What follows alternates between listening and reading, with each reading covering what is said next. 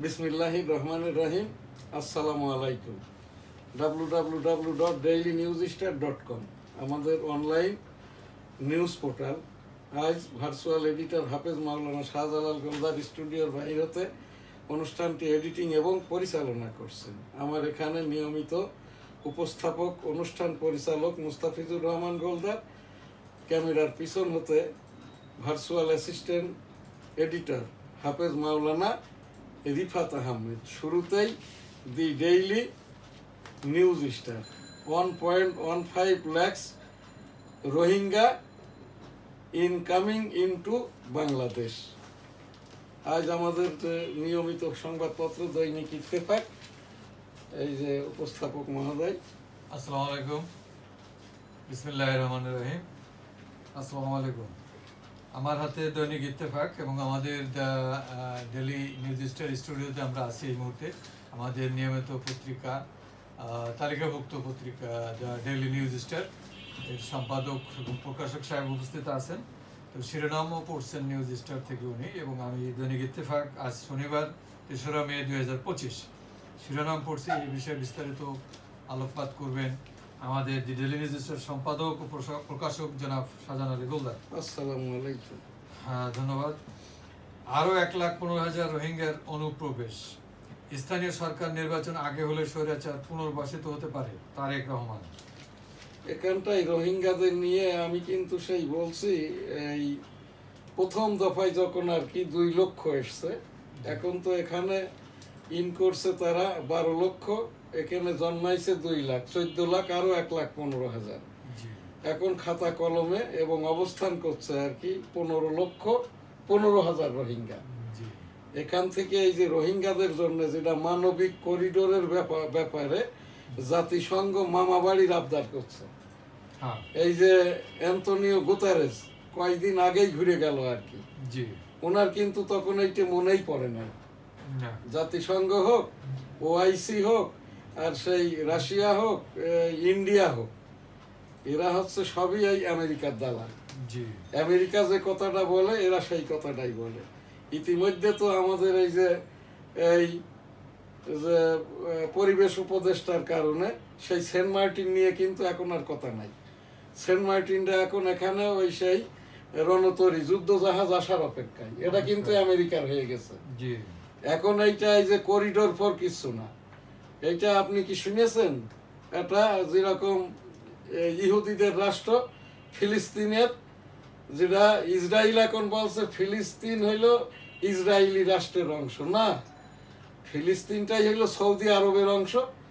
ওই যেরকম সিরিয়ার গভর্নর ছিলেন মুয়াবিয়া পুত্র, আবার হয়েছিল ইরাকের গভর্নর। সেই ইরাকের গভর্নর মুয়াবিয়া পুত্র ইরাকেরই যে ওই যে সৈনিক সীমার রাসূল সাল্লাল্লাহু আলাইহি সাল্লামের নাতিকে খুন করেন, তাবলিগ করতে গিয়েছিল ইরাক। তো এই জায়গাটাই আর কি এই আপনার মানবিক করিডোর ফর কিছু না, এটা হতে গেলে মায়ানমারের সরকার অর্থাৎ সামরিক সরকার, বাংলাদেশের সামরিক ব্যাগ, আমাদের এই দেশের যে রাষ্ট্রপতির মুরব্বিয়া নাই, আমাদের এখানেও কিন্তু এখন উই আর আন্ডার মাশাআল্লাহ 18 crore পিপল অ্যান্ড স্টেট। বাংলাদেশের এই যে সামরিক প্রধান, রাষ্ট্রপতি এবং মায়ানমারের সরকার প্রধান আলোচনা হতে হবে। তারপরেই আলোচনা যদি ফলপ্রসূ হয়, তখন এখানটায় কোনো করিডোর নাই, কোনো মানবিক করিডোর নাই, ট্রানজিট দেওয়া যেতে পারে। তারপরেও ট্রানজিট কিভাবে দিবেন? ওই সেই আরাকানটা আর কি, এটা তো দখল করে নিয়েছে ওই কি বলে সেই আরাকান আর্মিরা, যে জায়গাটা দখল করে আছে। তো এই জায়গাটাই আর কি, যেমন ওই যে সেন্ট মার্টিন নিয়ে নিছে, সুতোই না তাই এখানটায় আমেরিকা ইন করতে পারলে এইটাই কিন্তু হবে সেই যোগাম রাষ্ট্র। ওই দিকের ওই আরাকান, এই দিকের কক্সবাজার, আবার ওই দিকের ওই চাইনারও সীমান্তের কিছু অংশ, ইন্ডিয়ারও কিছু অংশ, এইটা নিয়েই এখানে যেহেতু ইহুদিদের জন্য দেশ হয়েছে ইসরায়েল, এখন খ্রিস্টানদের জন্য দেশ হবে এই যোগাম স্টেট। এইটা আমি এখান থেকে বহুবার বলেছি। রোহিঙ্গাদের নিয়ে আমি আইসিজে বরাবর, ইন্টারন্যাশনাল কোর্ট অফ জাস্টিস বরাবর আমি এখান থেকে উপস্থাপনা করেছি। এখান থেকে আমি আইন পড়ে, রাষ্ট্রবিজ্ঞান পড়ে, সাংবাদিকতা করে যেটা জেনেছি আর কি, এর ওপরে যে আলোচনাই হোক না কেন, মায়ানমারের এই রাষ্ট্র সরকার প্রধান, বাংলাদেশের রাষ্ট্র এবং সামরিক প্রধান, এইটা নিয়ে যদি আলোচনাটা হয় তাহলে ভালো। আর তা না হলে যা হবার তাই হয়েছে। এখান থেকে উপস্থাপনা যেটা, এই যে পররাষ্ট্র উপদেষ্টা বরাবর আর কি, এইটার ওপরে কিন্তু পররাষ্ট্র উপদেষ্টা কোনো কথাটাই বলতে পারেন না। মাননীয় প্রধান উপদেষ্টাও কথা বলতে পারেন না। প্রথমত আর কি, আমাদের এই দেশের বৈষম্য প্রধানমন্ত্রী যখন ভারতে বাংলাদেশ হেলিকপ্টারে করে রেখে এসছে, ভারতের সরকার প্রধান নরেন্দ্র মোদী, এই যে শ্রীমান নরেন্দ্র মোদী সকল ভারতীয় রাজনৈতিক দলকে নিয়ে মিটিং করেছে সর্বসম্মতিতে, কিন্তু এই যে সাবেক বাংলাদেশের বৈষম্য সরকার প্রধানকে ভারতে থাকতে দিয়েছে। ওই রকম এখনো সময় আছে, সময় পেরিয়ে যায় না, এটা আজকেই করতে পারে সকল রকমের রাজনৈতিক দলকে। এবং এটার ভলেন্টিয়ারি সার্ভিসটা দিতে হবে এই যে ছাত্র জনতার সরকারের মধ্য থেকে যেয়ে যারা ছাত্র জনতাকে নিয়ে রাজনৈতিক দল করেছে, জাতীয় নাগরিক পার্টি অর্থাৎ আহ্বায়ক নাহিদ ইসলাম। নাহিদ ইসলামেরই এখানে পেট্রোনাইজে আর কি, এইটা আমাদের এখানে সর্বদলীয় রাজনৈতিক মিটিংটা আপনার হওয়ার পরেই সিদ্ধান্তটা নিতে পারে বাংলাদেশ সরকার। আর এখানে এই নাহিদ ইসলামের কথা যেহেতুই এসছে আর কি, একটি অপপ্রচার হচ্ছে। এইটাতে আমার উপস্থাপনা এই যে এনসিপি বরাবর, নাহিদ ইসলাম বরাবর, এদের সেই মুখপাত্র সামান্তা শারমিনকে মাসখানিক আমি দেখছি না। হ্যাঁ, তো এই জায়গাটাই আর কি, তোমাদের ভয় পাওয়ার কিছু নাই। এই রাষ্ট্রটা রিয়েল ওয়েতে ভোটটা যদি হয়, আওয়ামী লীগকে যেহেতু মাফ করে দিয়েছে, আওয়ামী লীগের সাধারণ মানের যে 4.5 কোটি ভোট আছে মুক্তিযোদ্ধা পরিবারের, সকল ভোটই কিন্তু এনসিপি পাবে। কেউ দিক বা না দিক, আমার ভোটটা আমি এনসিপি কে দিব। জি, ধন্যবাদ। হ্যাঁ, এই জন্য এনসিপির এখানে যারা এই যে নেতৃত্ব দিচ্ছে বা এই দলটা করছে, এদের কোনো কিছুটাই ভাবার দরকার নাই, যেভাবে চলছে এইভাবেই এগিয়ে যাক আর কি। জি, ধন্যবাদ। আওয়ামী লীগের বিচারের আগে নির্বাচন হবে না, এনসিপির সমাবেশে ঘোষণা, এটা ঠিক আছে। এনসিপি যে কথাটা বলছে, আওয়ামী লীগের বিচারের আগে কেন নির্বাচনটা হবে? এই আওয়ামী লীগকে নিয়েই তো সবকিছু। আওয়ামী লীগের বিচারটা কেন বিলম্বিত হবে? যারা বৈষম্য, যারা অন্যায় করেছে, যারা খুন করেছে, যারা এর সাথে জড়িত, সকলেই তো ধৃত, আর কিছু পালিয়ে আছে। তো যারা পালিয়ে আছে, বিচারে তো আর কোনো প্রতিবন্ধকতা হওয়ার কথা না। এখান থেকে বিচারটা করে রায় দিয়ে দিবে, স্বাভাবিকভাবে হয়ে যেতে পারে। এরপরে যদি এর ভিতরে পড়ে যায় এই রকম যে আওয়ামী লীগ দলটা নিষিদ্ধ ঘোষিত হবে, আওয়ামী লীগ দলটা নিষিদ্ধ ঘোষিত এই জন্যই করা যাবে না, যেহেতু জামাতের মতো একটা রাজনৈতিক দলকেও নিষিদ্ধ ঘোষিত করার পরেও আবার তারা রাজনীতি করছে। তো ওই জায়গাটাই, ওই হিসাবটা যদি ধরা হয়, তাহলে এই যে আওয়ামী লীগের রাজনৈতিক দল হিসাবে আওয়ামী লীগের যারা অপরাধী আর কি, তাদের বিচারটা যেমন করা যাবে, আওয়ামী লীগ দল নিষিদ্ধ করতে গেলে এর ভিতরে মাননীয় উচ্চতর আদালত, মাননীয় রাষ্ট্রপতি, নির্বাচন কমিশন, সকল দলীয় রাজনৈতিক দল যারা রাজনীতি এই দেশে করে, নিবন্ধিত অনিবন্ধিত, তাদেরও কিন্তু এখানে একটা ম্যান্ডেট বা মতামত প্রয়োজন আছে। এই দেশে এখন 45টি নিবন্ধিত রাজনৈতিক দল, ইতিমধ্যে আরো 25টি নিবন্ধিত হয়েছে, আরো হবে। ধরেন 100 রাজনৈতিক দল, এখানে যদি 51 জন বলে যে না, আওয়ামী লীগের যারা দুর্বৃত্ত, যারা খারাপ কাজ করেছে, যারা অন্যায় করেছে, যারা ধৃত হয়েছে, যাদের বিচার হচ্ছে, তাদের বিচারটা হবে, এবং আওয়ামী লীগের পক্ষ হতে দলগতভাবে, রাজনৈতিকভাবে তারা আধুনিকায়নে মডার্ন তাদের দলীয় কাঠামোটা মডার্ন করে নিয়ে আর কি অন্য সব রাজনৈতিক দলের মতো রাজনীতি করতে পারবে। এরপরেও কিন্তু একটা কথা থেকে যায়, সাধারণ মানের যারা আওয়ামী লীগ করে তাদের তো ক্ষমা করে দেওয়া হয়েছে, এদের ভোটটা তো প্রয়োজন।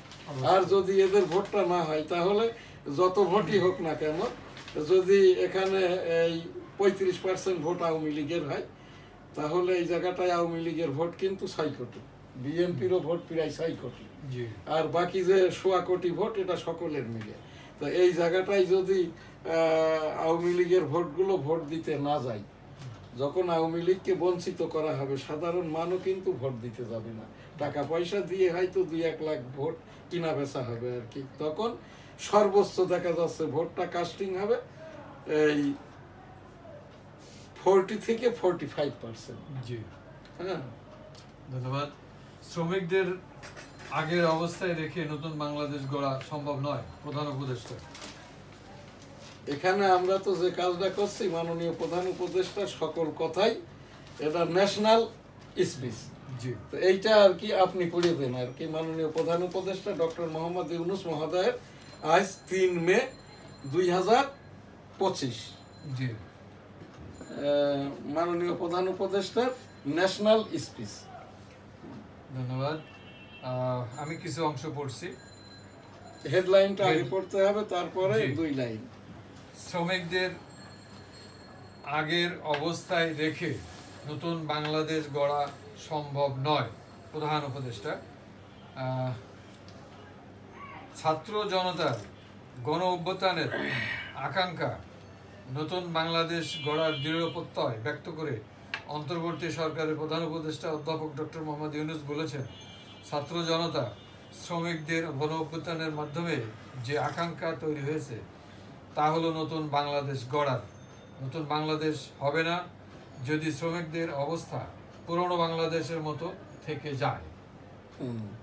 এটা এখানে আমাদের আরেকটি বিশেষ খবর আছে যেটার উপরে আমরা সেই শুরু থেকেই দোয়াটা করে থাকি একাধিকবারের।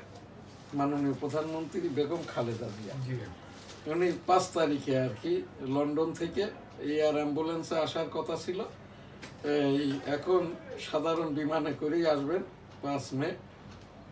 এখান থেকে সেই বেগম খালেদা জিয়ার উপরে আর কি ইস্তেগফার দোয়া আস্তাগফিরুল্লাহ রাব্বি মিন কুল্লি যানবি ওয়া তুবু ইলাইহি ওয়া লা হাওলা ওয়া লা কুওয়াতা ইল্লা বিল্লাহিল আলিয়্যিল আযীম। রাব্বুল আলামিন পাক পরওয়ারদিগার আমাদের এই বাংলাদেশের একমাত্র বর্ষিয়ান এই যে রাজনীতিক বাংলাদেশ জাতীয়তাবাদী দলের চেয়ারপারসন বেগম খালেদা জিয়া দীর্ঘদিন চিকিৎসা শেষে আগামী 5 মে 2025 দেশে এসে পৌঁছাবেন। সাথে তার এই যে 2 পুত্রবধূ, এক পুত্র তো কোকা রহমান ইতিমধ্যে ইন্তেকাল করেছেন, জি, আর তারেক রহমান হয়তো পরবর্তী পর্যায়ে আসবেন আর কি। এইটাই হলো খবর। এরপরে আপনার খবর। জি, ধন্যবাদ। রাখাইনে মানবিক করিডোর দেওয়া উচিত নয়, ফরহাদ মজহর, যেটা আমাদের একটা প্রোগ্রামের অংশ ছিল, মানবিক করিডোর। তো এর এই যে আগে ফরহাদ মজাহার মহোদয় উনি ওনার ওই যে স্থানটাই তো ভুল বলছেন। জি, রাখাইন এইটা রাজ্যটা করছে আর কি সামরিক জান্তা সরকার, জি, যেটা সামরিক জান্তা বলে মায়ানমার। মায়ানমার। আমি বলি আর কি মায়ানমারের সামরিক সরকার। জি, সেই সামরিক সরকারেরই নামকরণ, এটা কিন্তু অং সান সুচির নামকরণ না, সামরিক সরকারের নামকরণ রাখাইন। কিন্তু ওইটা তো ওই সেই বান করে মেরে ফেলার পূর্ব পর্যন্ত ওইটা ছিল আরাকান রাজ্য। জি। ওখানে একজন মুসলমান রাজার বসতি ছিল। ওই যখন সৌদি আরবের লোকজন, এটা ব্রিটিশ পূর্ববর্তী, অর্থাৎ 1757 সালেরও পূর্বের কথা, জি, ওখানে একজন রাজা ছিল, রাজার রাজত্ব ছিল ওই যে আরাকান রাজ্য। তখন ওই সৌদি আরবটা ছিল খুব গরিব দেশ। ওই সৌদি আরবের বণিকরা তখন আর কি সাম্পান নৌকায় করে খেজুর বিক্রির জন্য আসতো আমাদের এই বন্দে। তখন আর কি ওই সেন্ট মার্টিন, উনি একজন জেনারেলের নাম, জি, সেন্ট মার্টিন, ওখানটায় আর কি ওই পাহারা দিতে যেয়ে জায়গাটা পছন্দ হয়, তখন ওখানে বসতি গাড়ে। আর এই সৌদি আরবের এই বণিকরা আর কি খেজুর বিক্রির জন্য আর কি এই যে আরাকান রাজ্যে আসতো, যেহেতু মুসলমান অধ্যুষিত। এবং তখন ওই আর কি শর্ট টাইম 3 দিনের বিবাহ ছিল, জি, যেটাকে বলা হতো মুতা বিবাহ। হ্যাঁ, এই বিবাহ করার পরে ওরা ওখানে অবস্থান করত।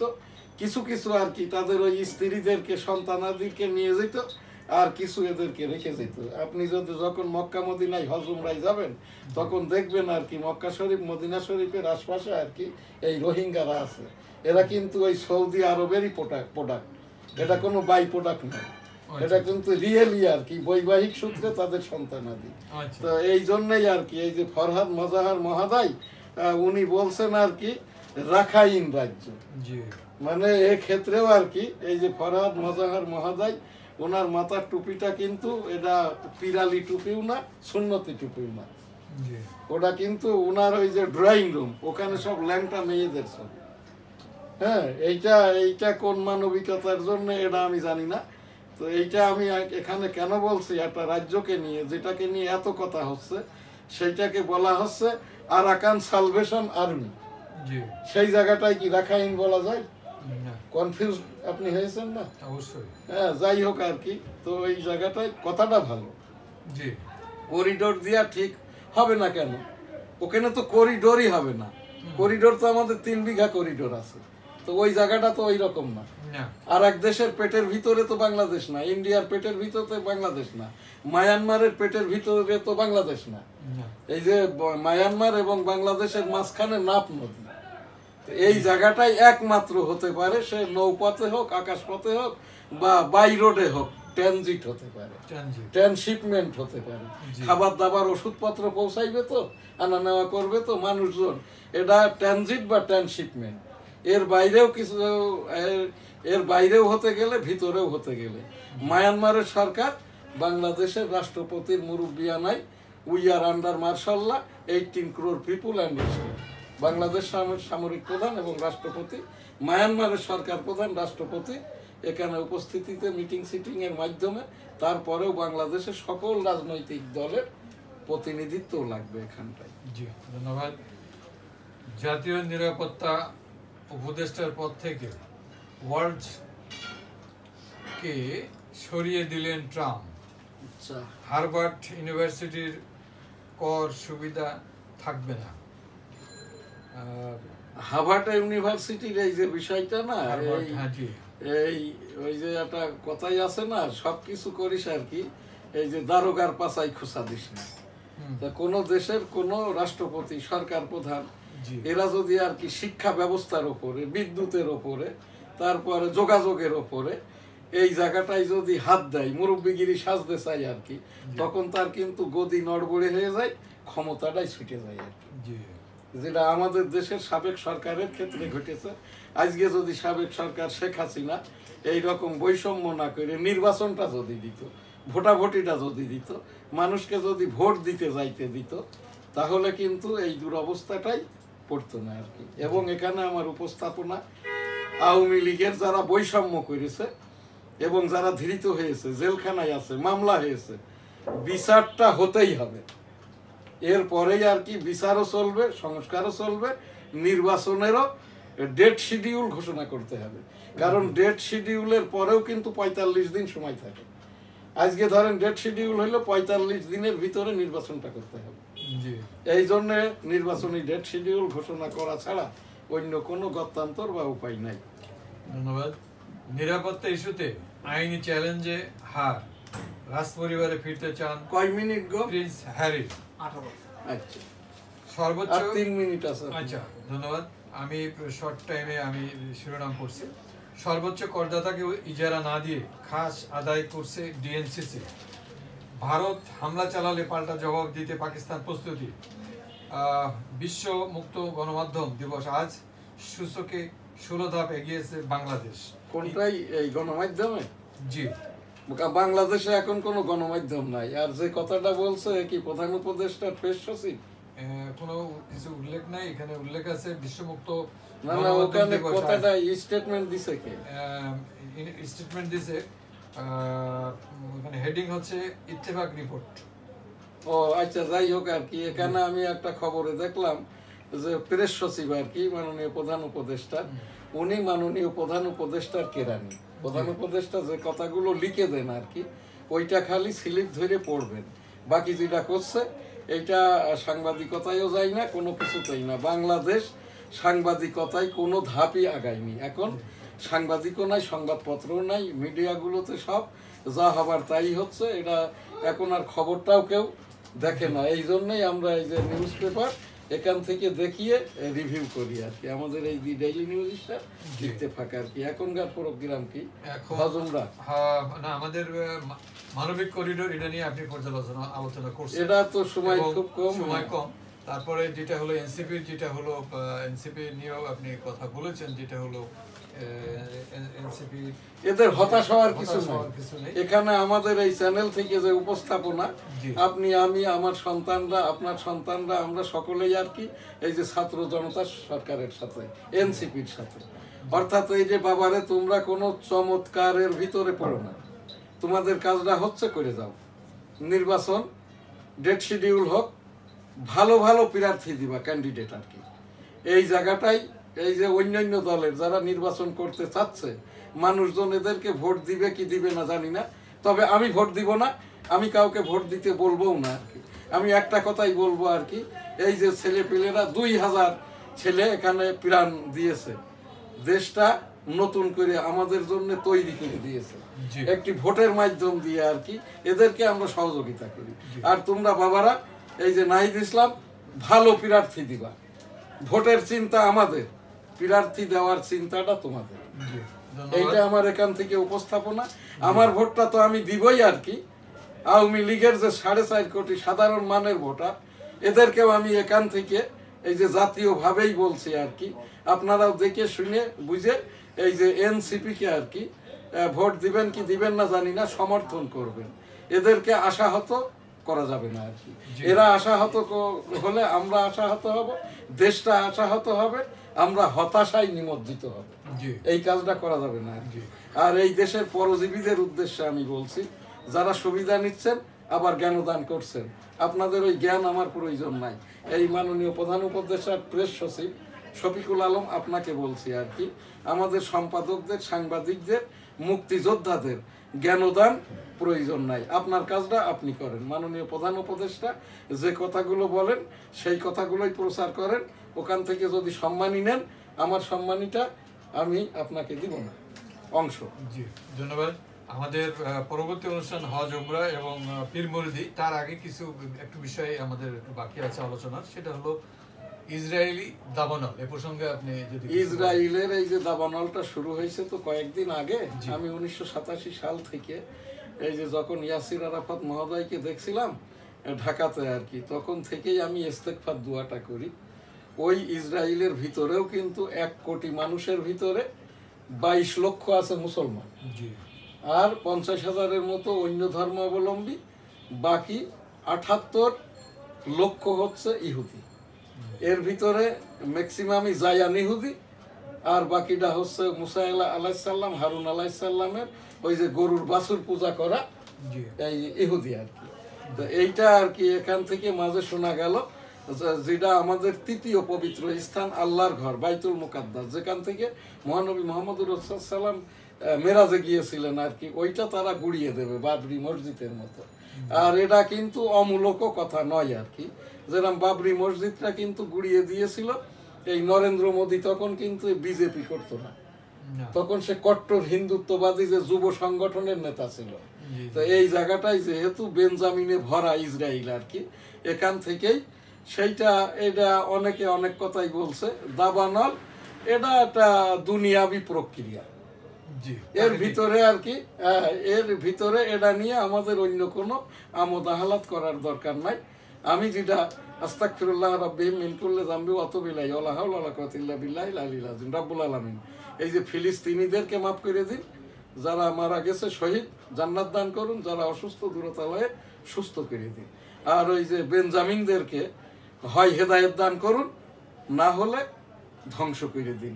সে দাবানলে হবে না বজ্রপাতে হবে না এই যে অকস্মাৎ হবে, এটা আল্লাহ তাআলাই ভালো জানেন। আস্তাগফিরুল্লাহ রাব্বিহিম মিন কুল্লি যামবি ওয়া আতুবু ইলাইহি ওয়া লা হাওলা ওয়া লা কুওয়াতা ইল্লা বিল্লাহিল আলিয়্যিল আযীম। লাব্বাইক আল্লাহুম্মা লাব্বাইক, লাব্বাইক লা শারীকা লাকা লাব্বাইক, ইন্নাল হামদা ওয়ান নি'মাতা লাকা আল মুলক লা শারীকা লাক। রব্বুল আলামিন পাক পরওয়ারদিগার বিশ্বের সকল মানুষকে একবার করে হজ উমরা করার তৌফিক দান করুন, আমিন। আজ আমাদের এই যে পীর মুরিদি অনুষ্ঠানে শুধুমাত্র ফাতিহার দোয়াটা করব, আস্তাগফিরুল্লাহ রাব্বিহিম মিন কুল্লি যামবি ওয়া আতুবু ইলাইহি ওয়া লা হাওলা ওয়া লা কুওয়াতা ইল্লা বিল্লাহিল আলিয়্যিল আযীম। আল্লাহুম্মা সাল্লি আলা মুহাম্মাদি ওয়া আলা আলি মুহাম্মাদ কামা সাল্লাইতা আলা ইব্রাহিম ওয়া আলা আলি ইব্রাহিম ইন্নাকা হামিদুম মাজিদ। আল্লাহুম্মা বারিক আলা মুহাম্মাদি ওয়া আলা আলি মুহাম্মাদ কামা বারাকতা আলা ইব্রাহিম ওয়া আলা আলি ইব্রাহিম ইন্নাকা হামিদুম মাজিদ। সুবহানাল্লাহ, আলহামদুলিল্লাহ, লা ইলাহা ইল্লাল্লাহু আল্লাহু আকবার ওয়া লিল্লাহিল হামদ। আলহামদুলিল্লাহি রাব্বিল আলামিন আর রহমানির রহিম মালিকি ইয়াউমিদ্দিন ইয়্যাকা না'বুদু ওয়া ইয়্যাকা নাস্তাঈন ইহদিনাস সিরাতাল মুস্তাকিম সিরাতাল্লাযীনা আন'আমতা আলাইহিম গায়রিল মাগদুবি আলাইহিম ওয়ালাদ-দাল্লিন। আমিন। আলহামদুলিল্লাহ। আল্লাহ হাফেজ। ধন্যবাদ।